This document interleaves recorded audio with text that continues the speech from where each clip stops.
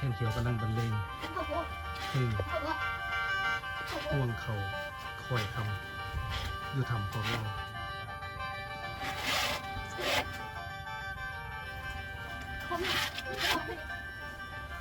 อยู่แล้วจะของเราให้บุญเลย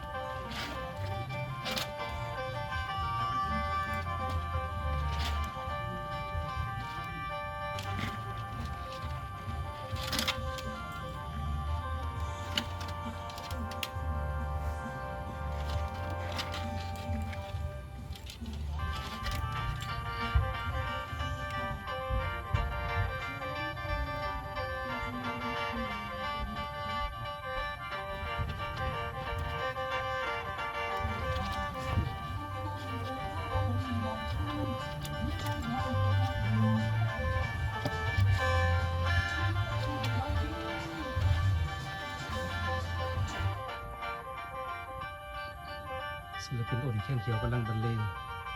เพลงห่วงเขาคอยคำอยู่ทำของเรา